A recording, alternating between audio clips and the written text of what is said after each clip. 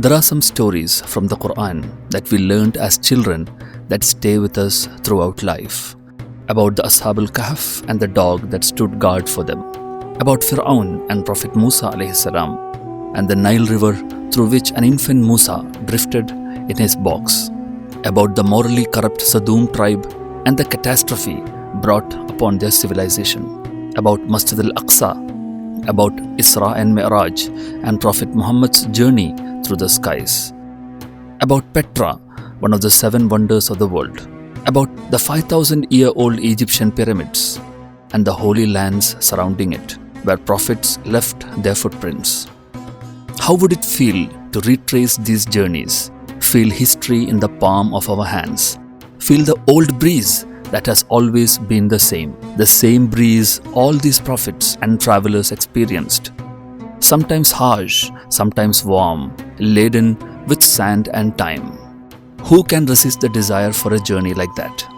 This is a journey to let those times, old and new, stroke our skin, dampen our eyes, and takes us back through centuries to relive and re-emerge.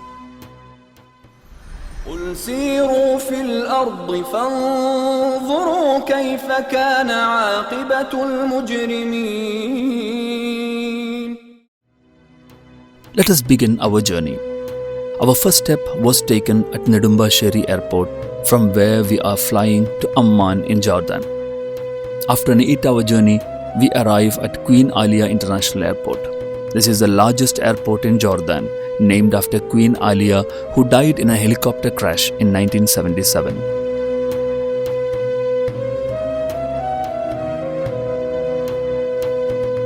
We step out of the airport.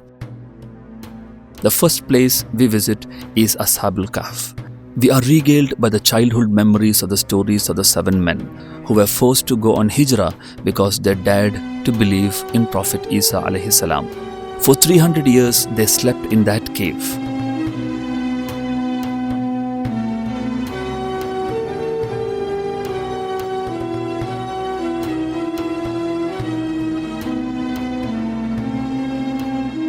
A flashback to the Battle of Mu'tah, one of the biggest battles in Islamic history. 3,000 believers fought against nearly 2 lakh Roman enemies in the 8th Hijri year.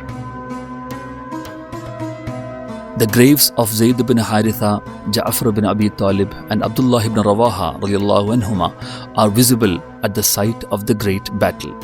The image of Ja'far ibn Abi Talib holding the Islamic flag high comes to mind. When the enemies hacked his right hand, he transferred the flag to his left hand. When that too was cut off, he clasped it in his underarm and was martyred on the battlefield.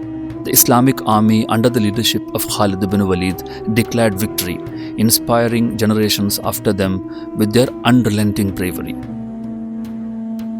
From there, we moved on to the ancient Jordanian city of Petra.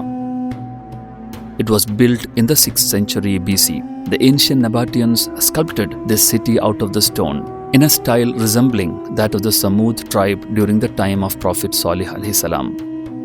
As trade routes changed, Petra transformed into a ghost city. The rivers also dried and the people took refuge elsewhere. Now Bedouin tribes take us there into their homes, share tea. It was time for us to bid farewell to Jordan. On the way, we could see Prophet Shu'aib alayhi salam's grave and the Dead Sea. We stepped out near the Dead Sea. Several of us took a dip in the sea, which is the lowest point on earth. The Dead Sea is the site of the terrible punishment that befell the Sadum tribe in the era of Prophet Lut alayhi salam for their moral derelictions. Their way of life was rooted in homosexuality. Allah punished this population which refused to heed Lut's messages by upending the land where they lived, thus creating the Dead Sea. Life cannot survive in that environment because of its high salt density. Following this, we have to exit Jordan and travel to Israel. The Jordan River marks the border between both countries. Our bus passed through the King Hussein Bridge, crossing the river to reach Israel. This part of the journey was plagued with uncertainties.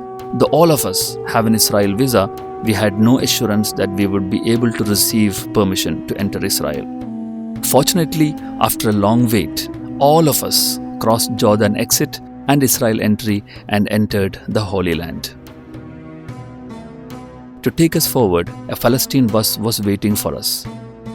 It took us to a hotel in Jericho where we were treated to some delicious food.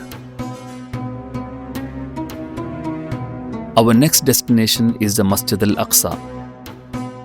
A series of historical stories came to mind. This land has been a witness to so many marvels. The thought of beholding the blessed place where prophets from Ibrahim to Isa had lived, where the prophets had gathered for a prayer led by Prophet Muhammad ﷺ, and where lies the Qibat where he set out on the journey of Mi'raj, overwhelmed me for a moment and brought tears to my eyes. We had the fortune to attend the Jummah prayers at Bayt al-Muqaddas. Masjid al-Burraq, Masjid Qibat al-Sakhra, Masjid al-Qiblī, the part built by jinns during the time of Prophet Sulaiman alayhi salam, the mihrab of Maryam. We gazed at these marvels to our fill. It is time to say salam to Masjid al-Aqsa. It stands on a 35-acre plot of land. The earth and the sky all belong to Masjid al-Aqsa. More than 200 monuments and 4 mosques are part of this complex.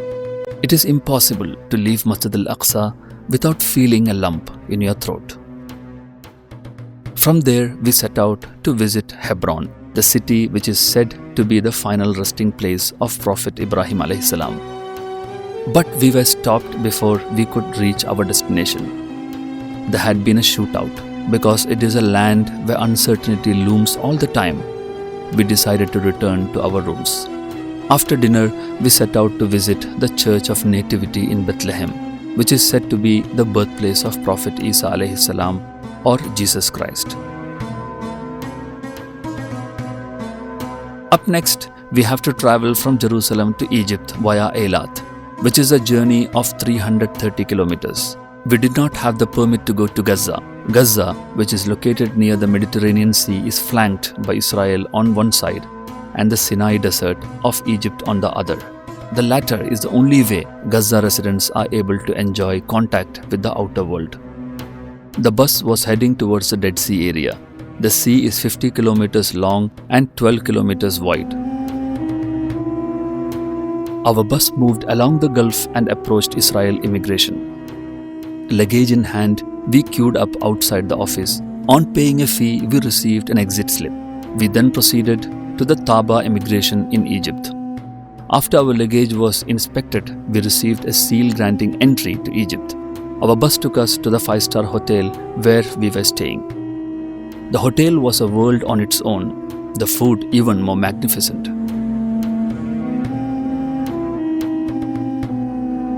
We stopped next at the Sinai mountain.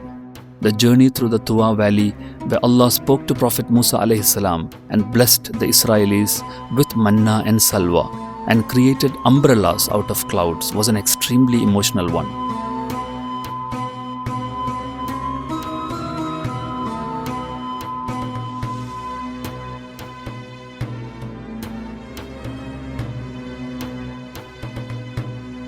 We wished to visit the Suez Canal that connects the Red Sea and Mediterranean Sea, but entry was banned. We traveled through a tunnel under the canal to reach Cairo. It is a 420 kilometers journey from Taba to Cairo. Our first step in Cairo was the Pyramid of Giza. The sight of the 5,000-year-old pyramids standing tall even today is truly astounding. We then visited the National Museum of Egyptian Civilization. It houses the mummies of several pharaohs, including the one said to belong to Fir'aun of Musa alayhi salam's period.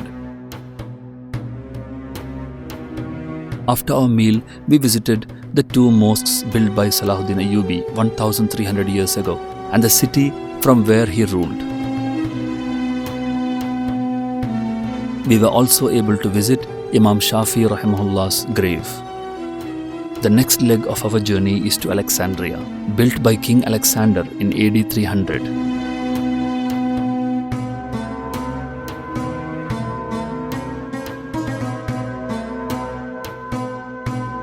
We visited Masjid al-Nabi Daniel, It is also believed to be the site of Prophet Luqman ﷺ's grave. We paid a visit to the grave of Imam Busiri, who authored 𝗪𝗪.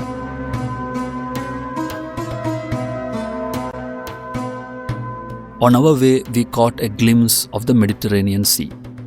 We are now on the journey from Alexandria to Cairo. Next on our agenda is Tahrir Square and Al-Azhar University. The emotion that grips you when you stand in Tahrir Square is indescribable. A pleasant breeze blows through the mind. Al-Azhar University is the largest Islamic university in the world, the alma mater of so many legendary scholars. After a 9-day journey, it is time for us to return. Our hearts are heavy. What was gained from this trip?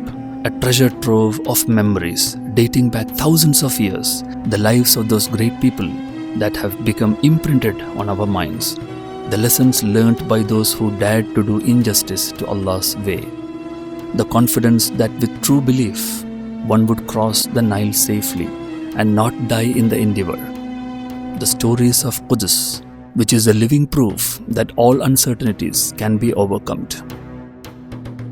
Oh, stories of Quran. Insha'Allah, we will return to visit again.